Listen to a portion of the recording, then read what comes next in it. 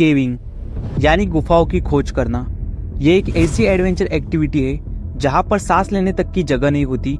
ऐसी तंग गुफाओं में रेंगते हुए जाकर उसे एक्सप्लोर करना होता है और केवर्स अपने एक्सप्लोरेशन के दौरान छोटी छोटी जगहों से नेविगेट करने के लिए जाने जाते हैं। इस एक्टिविटी को अमेरिका और कनाडा में स्पेलिंकिंग के नाम से जाना जाता है, तो वही यूके और आयरलैंड में इसे पोथलिंग बोलते हैं। लेकिन जैसे हर एडवेंचर एक्टिविटी के साथ एक रिस्क होता है, वैसे ही केविंग भी एक डेंजरस एक्टिविटी है।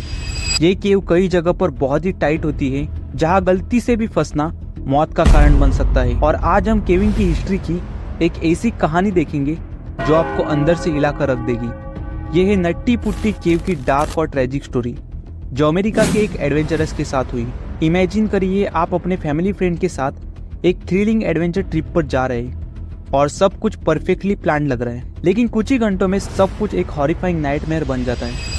ऐसा ही कुछ हुआ 2009 में जॉन एडवर्ड जॉन के साथ। वो अपने फैमिली फ्रेंड के साथ नट्टी पुट्टी नाम की फेमस केव सिस्टम को एक्सप्लोर करने गया था और वो एक नैरो पैसेज में फंस गया और कुछ ऐसा हुआ जो कोई इमेजिन भी नहीं कर सकता। अनफॉर्चुनेटली ये एक ऐसी कहानी है जो किसी ने सोची नहीं होगी।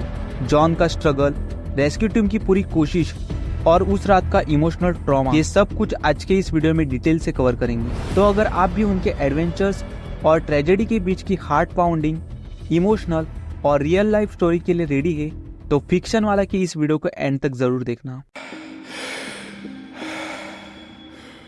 Figure this out, man. John, I love you. Get me out of here! I can't be here anymore.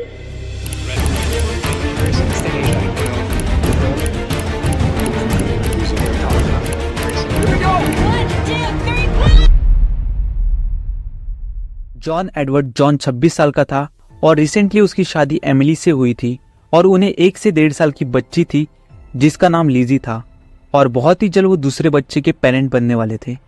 इसी के साथ जॉन यूनिवर्सिटी ऑफ वर्जीनिया में मेडिकल स्टूडेंट था, जहां वो पेडियाट्रिक कार्डियोलॉजी की पढ़ाई कर रहा था। जॉन अपनी वाइफ एमिली और बेटी लिजी के साथ थैंक्सगिविंग हॉलिडे के ब्रेक के लिए वर्जीनिया से अपने होम टाउन यूटा आया था। जॉन के घर आने की खुशी में उसकी फैमिली फ्रेंड्स एंजॉयमेंट और पार्टी करते हैं और कुछ यादगार मेमोरी बनाने के लिए कहीं घूमने जाने का प्लान बनाते हैं। उन्होंने डिसाइड किया कि वो सब एडवेंचर के लिए नट्टी पुट्टी केव को एक्सप्लोर करने जाएंगे और कुछ घंटों बाद घर लौट आएंगे। जॉन बचपन से एडवेंचर पर्सन था और बचपन में वो अपने फादर और भाई के साथ कई केव एक्सप्लोर कर चुका था, लेकिन इस बार वो नट्टी पुट्टी केव को एक्सप्लोर करने वाला था और नट्टी पुट्टी केव में वो फर्स्ट टाइम जाने वाला था। वीडियो में आगे जाने से पहले नट्टी पुट्टी केव के बारे में थोड़ा जान लेते हैं। नट्टी पुट्टी केव एक हाइड्रोथर्मल गुफा है जो अमेरिका के यूटा स्टेट के सॉल्ट लेक सिटी से 55 माइल के डिस्टेंस पर लोकेटेड है। इस केव को 1960 में डेल ग्रीन और उनके दोस्तों ने डिस्कवर किया था। जब इस केव को पहली बार डिस्कवर किया गया तब इसका ऑफिशियल नाम डिसाइड नहीं हुआ था, लेकिन डेल ग्रीन और उनके दोस्तों ने कुछ वक्त के लिए इसे सिली पुट्टी के नाम से बुलाया। बाद में इस केव के यूनिक, स्लिपरी, लाइमस्टोन फॉर्मेशन और अनप्रेडिक्टेबल पैसेजेस की वजह से इसे नट्टी पुट्टी नाम दिया गया, जिसमें नट्टी यानी इसका क्रेजी और अनप्रेडिक्टेबल नेचर दिखता है और पुट्टी यानी उसकी soft clay like rock formation को रिप्रेजेंट करता है। ये केव ऑलमोस्ट 1355 फीट लंबी और 145 फीट डीप है। इस केव का सिर्फ एक ही एंट्रेंस है और वो भी सिर्फ 30 इंच चौड़ा। ये केव अपने नैरो और ट्विस्टी पैसेजेस की वजह से एडवेंचर सीकर्स में पॉपुलर डेस्टिनेशन बन चुकी थी और जनरली नट्टी पुट्टी केव को बिगिनर्स केवर्स के लिए सूटेबल माना जाता था। इसमें द बिग स्लाइड और द मेज ये बिगिनर्स फ्रेंडली पैसेजेस थे। जिसे केविंग का ज़्यादा एक्सपीरियंस नहीं था वो भी आराम से इसे एक्सप्लोर कर सकता था, लेकिन इस केव में कुछ ऐसे पैसेजेस थे जो काफ़ी नैरो और ट्विस्टी थे, जैसे कि the birth canal, the scout eater, 8 push, जो एक्सपीरियंस केवर्स के लिए भी काफ़ी चैलेंजिंग होते थे और काफ़ी लोग इसे एडवेंचर के लिए एक्सप्लोर करते थे। एक टाइम पर ये काफ़ी पॉपुलर स्पॉट बन चुका था जहाँ हर साल 20,000 लोग आने लगे, लेकिन 1999 से लेकर 2004 के बीच टोटल 6 लोग नट्टी पुट्टी के अलग अलग पैसेज में फंस गए थे और उन्हें रेस्क्यू ऑपरेशन करके बचाना पड़ा। इसीलिए सेफ्टी को ध्यान रखते हुए अथॉरिटी ने 2006 में इसे बंद कर दिया, लेकिन प्रोफेशनल केवर्स का मानना था कि अगर बंद करना ही है तो उन लोगों के लिए किया जाए जिन्हें केविंग का कोई एक्सपीरियंस नहीं है, क्योंकि ज़्यादातर वही लोग यहाँ पर फंसते हैं। दूसरी तरफ ऑफिशियल इस केव को लोगों के लिए डेंजर मानते थे, जो कभी भी किसी की जान ले सकती थी। प्रोफेशनल केवर्स और ऑफिशियल के बीच नट्टी पुट्टी के लिए बहस चलती रही और फिर मार्च 2009 में इसे नए रूल के साथ फिर से रीओपन किया गया और इस रूल को स्ट्रिक्टली फॉलो करने के लिए एक मैनेजमेंट टीम बनाई गई। नए रूल के मुताबिक केवर्स को नट्टी पुट्टी के अंदर जाने के लिए 3 हफ्ते पहले यानी 21 दिन पहले अथॉरिटी से परमिट लेना पड़ता था और एक वक्त पर सिर्फ एक ही ग्रुप को अंदर जाने की परमिशन थी और हर ग्रुप के अंदर 2 एक्सपीरियंस केवर्स होना जरूरी थे। जॉन और उसका छोटा भाई जॉर्ज दोनों ही एक्सपीरियंस केवर्स होने की वजह से जॉन और उनके ग्रुप को नट्टी पुट्टी केव के अंदर जाने की परमिशन मिलती है। जॉन अपने भाई जॉर्ज और उनके फैमिली फ्रेंड के 9 लोगों के साथ नट्टी पुट्टी केव को एक्सप्लोर करने के लिए घर से निकलते हैं और नट्टी पुट्टी केव के एंट्रेंस पर पहुंच जाते हैं और सभी ग्रुप मेंबर्स ने 24 नवंबर 2009 को रात के 8 बजे फुल एक्साइटमेंट के साथ ग्रुप के मेंबर्स ने केव में एंटर किया। जॉन और जॉश दोनों कंफर्टेबल थे क्योंकि उन्हें केविंग का थोड़ा बहुत एक्सपीरियंस था। केव के अंदर जाने के पहले 1 घंटे तक सब कुछ नॉर्मल चल रहा था, जिसमें उन्होंने नट्टी पुट्टी के सबसे बड़े पैसेज द बिग स्लाइड को एक्सप्लोर किया। सब लोग आराम से एक्सप्लोर कर रहे थे, मजे ले रहे थे और वो प्लान के साथ आए थे। लेकिन इस केव के अंदर चीजें कभी भी प्रेडिक्टेबल नहीं होती। केविंग की शुरुआत काफी स्मूथ थी। जॉन और जॉश मजे से अपनी ग्रुप के साथ केव के इजी पार्ट्स को एक्सप्लोर कर रहे थे, लेकिन एडवेंचर को बढ़ाने के लिए जॉन, जॉश और 2 दोस्तों ने डिसाइड किया कि वो इस केव के चैलेंजिंग पैसेज द बर्थ कनाल को एक्सप्लोर करेंगे, जो इस केव के सबसे डीपर सेक्शन में है। बर्थ कनाल एक नैरो टाइट पैसेज है जिसमें क्रॉल करके आगे बढ़ना पड़ता है और कुछ ही लोग इसे क्रॉस कर पाते हैं। यहाँ पर एक लॉन्ग टाइट पैसेज है और अगर इसे क्रॉस कर दिया तो एंड में एक और लंबा टाइट पैसेज मिलेगा और इसे क्रॉस करने पर आगे एक छोटी लंबी रूम मिलेगी जहाँ से यू टर्न होने का मौका मिलता है और आप वहाँ से वापस टर्न होकर बाहर निकल सकते हो। लेकिन ये पैसेज इतना टाइट है कि एक्सपीरियंस केवर्स को भी घुटन होने लगती है और वो पैनिक हो जाते हैं। और पास्ट में भी बहुत लोग बर्थ कनाल में फंस चुके थे। जॉन, उसका भाई जॉर्ज और उनके साथ और 2 लोग बर्थ कनाल के ट्रिकी मोड पर पहुंच गए, जबकि बाकी टीम मेंबर्स ने नट्टी पुट्टी की कम रिस्की पार्ट्स को एक्सप्लोर करने का डिसाइड किया। बर्थ कनाल में जाने की आइडिया जॉन की थी, इसलिए सबसे आगे जॉन, उसके पीछे उसका भाई जॉश और उनके पीछे और 2 लोग थे। सब लोग रेंगते रेंगते बर्थ कनाल में जा रहे थे, लेकिन यहाँ पर कहानी में एक ट्विस्ट आता है। अनफॉर्चुनेटली उन्होंने एक रॉन्ग टर्न ले लिया था, जिसके बारे में उन्हें कुछ आइडिया नहीं थी। दरअसल मैप में देखा जाए तो जहाँ जॉन को राइट की तरफ बर्थ कनाल में जाना था, लेकिन उन्होंने लेफ्ट टर्न ले लिया और वो अननोन पैसेज में चले गए। जॉन 15 फीट आगे जाता है तो उसके सामने कई चट्टानें आती है। जॉन हेल्दी था और अपने प्राइम टाइम में था, इस वजह से वो अपनी बॉडी को अलग अलग डायरेक्शन में मूव करते हुए अपने शोल्डर्स, कमर्स और पैरों को फोल्ड करते हुए आगे बढ़ता रहता है।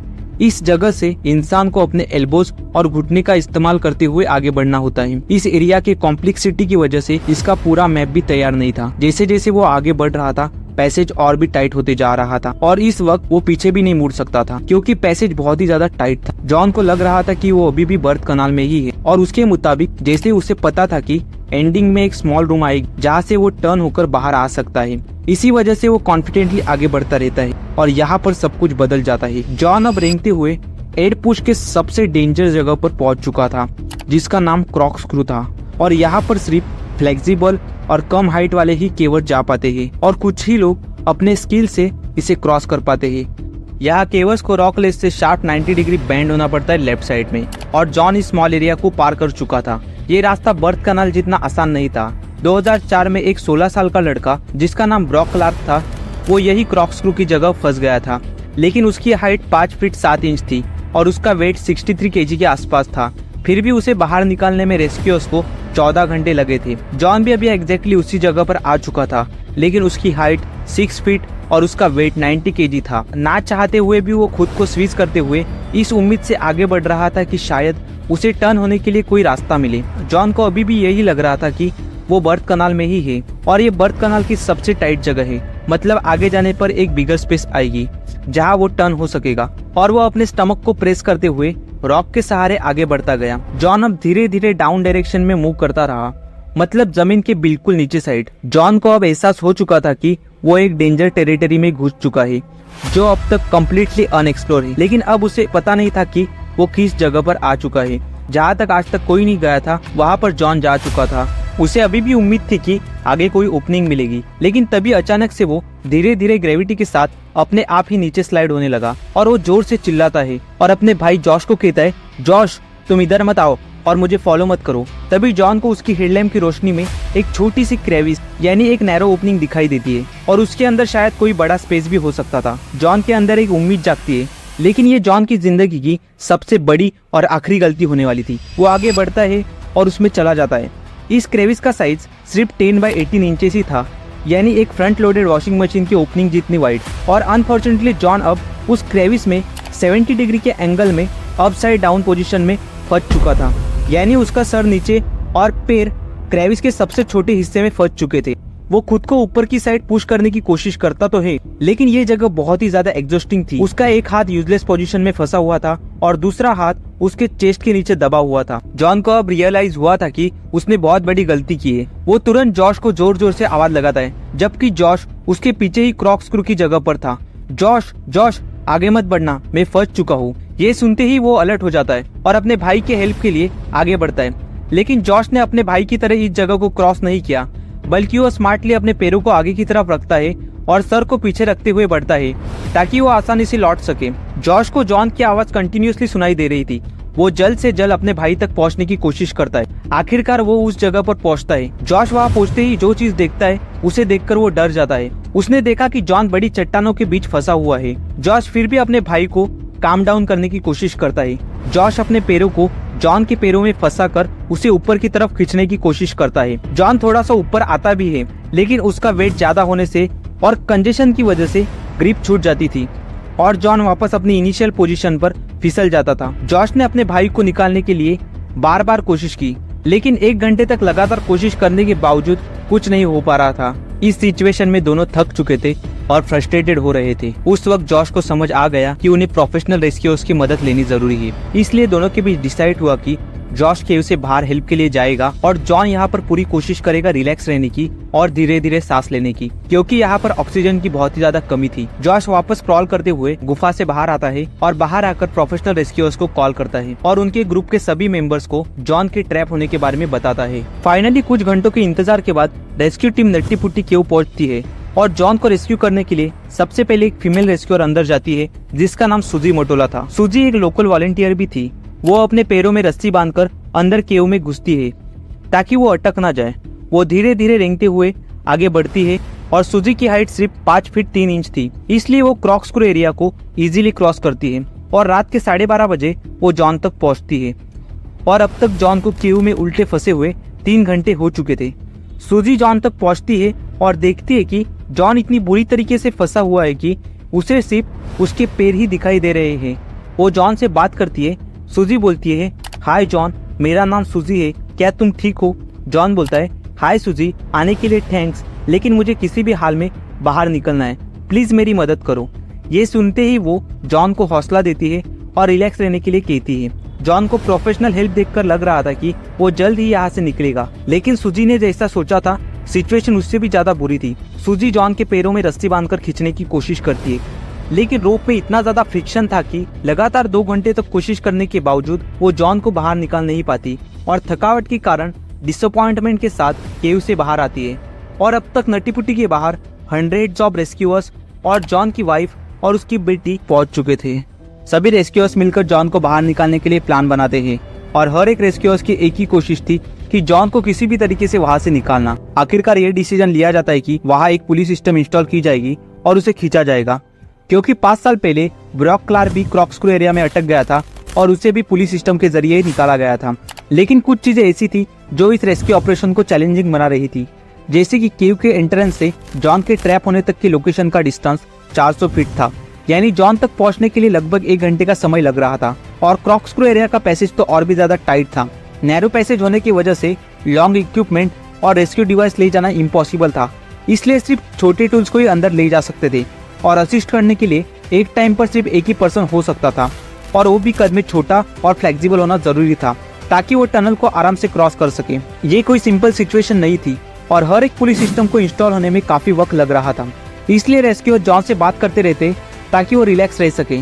लेकिन बात तब ज्यादा बिगड़ गई जब रेस्क्यूअर्स ने जॉन के अपसाइड डाउन पोजीशन के बारे में रेस्क्यू टीम के साथ मौजूद ट्रॉमा सर्जन को इसकी जानकारी दी। डॉक्टर के मुताबिक क्योंकि जॉन उल्टा फंसा हुआ है तो ऐसी सिचुएशन में वो सिर्फ 10 घंटों तक ही जिंदा रह सकता है और उसके बाद उसके एक एक ऑर्गन्स फेल होते जाएंगे। क्योंकि ये बात तो आपको पता ही होगी कि हमारा हार्ट पूरी बॉडी को ब्लड सप्लाई करता है और ग्रेविटी की वजह से हमारे लोअर बॉडी को ब्लड फ्लो बिना किसी रुकावट के नेचुरली होता रहता है। क्योंकि जॉन उल्टा फंसा था तो इस वजह से उसके हार्ट को ऊपरी हिस्सों में ब्लड पंप करने के लिए ग्रेविटी के अगेंस्ट में ज्यादा जोर लगाना पड़ रहा था, जिससे हार्ट को एक्स्ट्रा मेहनत करनी पड़ रही थी, जिससे उसे सांस लेने में मुश्किल हो रही थी और कार्डियक अरेस्ट होने का कारण भी बन सकता था।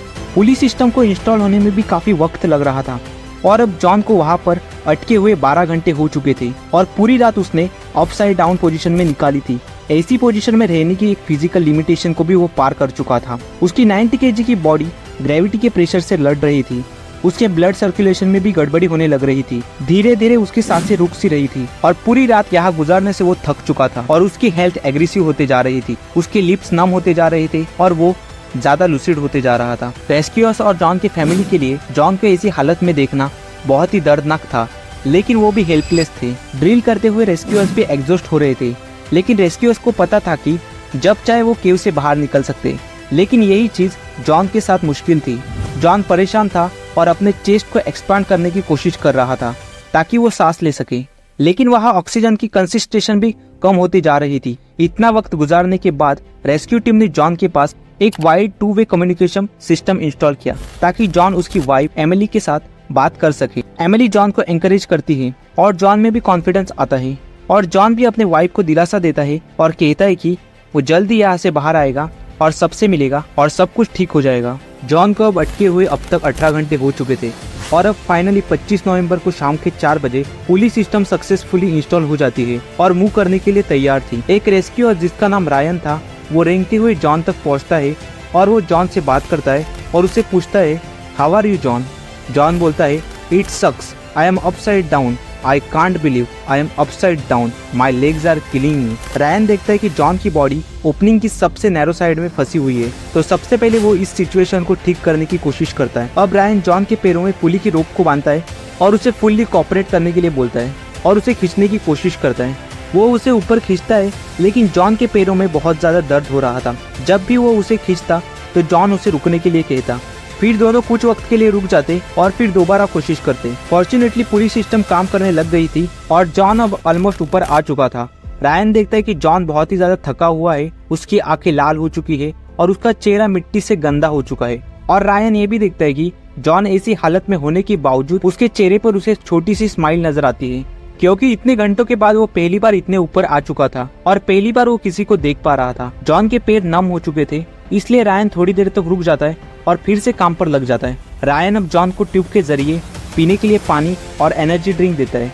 इन चीजों में काफी टाइम और एफर्ट लग रहा था, लेकिन थोड़े थोड़े रिजल्ट भी मिल रहे थे। रेस्क्यूअर्स ने सोचा कि वो जॉन को बाहर निकलने में सफल हो जाएंगे, लेकिन जॉन के पैर केव की सीलिंग को हीट हो रहे थे और बार बार ट्राई करने से उसके पैरों में भी दर्द हो रहा था। अब जॉन को बाहर निकालना मुश्किल हो रहा था। जॉन के पैर बिल्कुल सुन्न पड़ गए थे, जिस वजह से वो अपने पैरों को भी फोल्ड नहीं कर पा रहा था। अगर वो अपने पैरों को मोड़ सकता तो उसे निकालने में काफी आसानी होती। रेस्क्यूअर्स ने आपस में डिस्कशन करने के बाद ये फैसला लेते हैं कि वो जॉन के पैरों को तोड़कर उसे बाहर निकालेंगे। रायन जॉन के पैरों के जॉइंट को तोड़कर उसे बाहर निकालने ही वाला था कि अचानक से एक अनइमेजिनेबल चीज हुई जिसके बारे में कोई सोच भी नहीं सकता। अनफॉर्चुनेटली पुली उखड़ जाती है और उसका एक हिस्सा रायन के फेस पर जाकर जोर से लगता है और रायन बुरी तरीके से घायल हो जाता है और उसके आजू बाजू खून ही खून फैलता है। पुलिस सिस्टम के फेल होने से पीछे से जो रेस्क्यूअर रस्सी खींच रहे थे वो भी गिर जाते हैं। अब रेस्क्यूअर सबसे पहले रायन को केव से सेफली बाहर निकालते हैं और उसे हॉस्पिटल भेज देते हैं। जॉन अब स्लिप होकर फिर से अपने इनिशियल पोजीशन पर आ चुका था। रायन के इंजर होने के बाद अब उसकी जगह एक न्यू रेस्क्यूअर डेव लेते हैं। डेव केव में जाते हैं और सबसे पहले टूटे हुए पुली को इंस्टॉल करते हैं, जिसमें और 1 घंटा लग जाता है और अब तक 19 घंटे बीत चुके थे। डेव अब जॉन के वेस्ट पर रोप टाई करने की कोशिश करते हैं, लेकिन पूरा ऑपरेशन जॉन के बिना हेल्प के पॉसिबल नहीं था। एक 90 kg के इंसान को बिना खुद के मदद किए केव से बाहर निकालना काफी मुश्किल हो रहा था। डेव जॉन को रस्सी बांधने की कोशिश कर रहे थे, लेकिन खुद वो वहाँ पर 15 मिनट तक फंस गए और आखिरकार वो भी थक कर और एग्जॉस्ट होकर केव से बाहर आ जाते हैं। और अब यूटा केव रेस्क्यू के मेंबर ब्रैंडन कॉलिस अंदर जाने का फैसला लेते हैं। वो भी रेंगते रेंगते जॉन तक पहुंचते हैं और वो अपने साथ 2-वे कम्युनिकेशन सिस्टम लेके जाते हैं ताकि जॉन उसकी वाइफ और फैमिली के साथ बात कर सके। लेकिन ब्रैंडन जो देख पा रहे थे वो एमिली नहीं देख पा रही थी। जॉन की तरफ से कोई रिस्पॉन्स नहीं आ रहा था। जॉन एकदम से अनकॉन्शियस हो गया था और वो बात करने के हालात में बिल्कुल नहीं था। और ये पता नहीं चल पा रहा था कि वो ये बातें सुन भी रहा है या फिर नहीं। कुछ वक्त पहले जॉन की सांस लेने की आवाज़ आ रही थी और अब वो भी नहीं आ रही थी। जॉन की ऐसी हालत देखकर ब्रैंडन कॉलिंस को थोड़ा बहुत शक हो गया था कि धीरे धीरे जॉन अपना सेंस खो रहा है। वो केव से बाहर आकर अपनी रिपोर्टिंग एक पैरामेडिक को देता है। पैरामेडिक स्टाफ रेंगते हुए जॉन तक पहुंचते हैं और उसके पैरों का टेम्परेचर चेक करते हैं, लेकिन उन्हें कोई सेंसेशन फील नहीं होती। सैडली जिस चीज का सबको डर था वही हुआ। मेडिकल प्रोफेशनल ने 25 नवंबर 2009 के रात 11:56 पर जॉन एडवर्ड जॉन्स को डेड डिक्लेयर किया। डॉक्टर्स का कहना था कि जॉन की मौत कार्डियक अरेस्ट और सिर में ब्लड भर जाने से हुई है। 27 घंटों तक जॉन जिंदगी और मौत की जंग लड़ता रहा और आखिरकार वो हार गया, जबकि डॉक्टर्स ने प्रिडिक्ट किया था कि वो सिर्फ ऐसी हालात में 10 घंटों तक ही जिंदा रह सकता है। 137 रेस्क्यूअर्स ने 27 घंटों तक लगातार जॉन को उस केव से बाहर निकालने की कोशिश की। उसके बावजूद वो उसे निकालने में अनसक्सेसफुल रहे। लेकिन ये वाकई काबिल तारीफ है कि जो भी रेस्क्यूअर जॉन तक गए वो किसी हीरो से कम नहीं थे। उसी में से एक रेस्क्यूअर्स ने मीडिया को बताया कि उसके 29 साल के रेस्क्यू ऑपरेशन के करियर में यह सबसे टफेस्ट रेस्क्यू ऑपरेशन था। जॉन का परिवार ये बिल्कुल भी मानने के लिए तैयार नहीं था कि कैसे कोई एक छोटी सी गलती की वजह से अपनी जान गंवा सकता है। जॉन की पत्नी एमिली को अभी भी इस बात पर विश्वास नहीं हो रहा था कि कैसे एक पैरामेडिक पैरों के टेम्परेचर से किसी को डेड डिक्लेयर कर सकते, लेकिन अफसोस ये एक सच था। अथॉरिटीज ने जॉन की बॉडी को केव से निकालने के लिए पूरी कोशिश की, लेकिन ये काफ़ी रिस्की और इम्पॉसिबल था। इसीलिए जॉन एडवर्ड जॉन्स की फैमिली और अथॉरिटीज ने डिसाइड किया कि नट्टीपुट्टी केव के अंदर ही जॉन एडवर्ड जॉन्स का फाइनल रेस्टिंग प्लेस बना दिया जाएगा। और कुछ दिनों के बाद अथॉरिटीज ने नट्टीपुट्टी केव को सीमेंट कंक्रीट से हमेशा के लिए सील कर दिया ताकि फिर से कोई ऐसा हादसा न हो। जॉन के फैमिली ने उसके मेमोरी में नट्टीपुट्टी केव के एंट्रेंस पर एक टूम लगा दी, जॉन एडवर्ड जॉन्स 1983 to 2009। और सैडली जॉन की बॉडी इसी नट्टीपुट्टी के अंदर अभी भी दफन है, जिसे अब जॉन जॉनस हिल के नाम से जाना जाता है। और इस रियल लाइफ इंसिडेंट पर साल 2016 में फिल्म डायरेक्टर झाकल समा ने जॉन एडवर्ड जॉन्स के केव स्ट्रगल और अनसक्सेसफुल रेस्क्यू कहानी पर एक मूवी बनाई जिसका नाम द लास्ट डिसेंट है।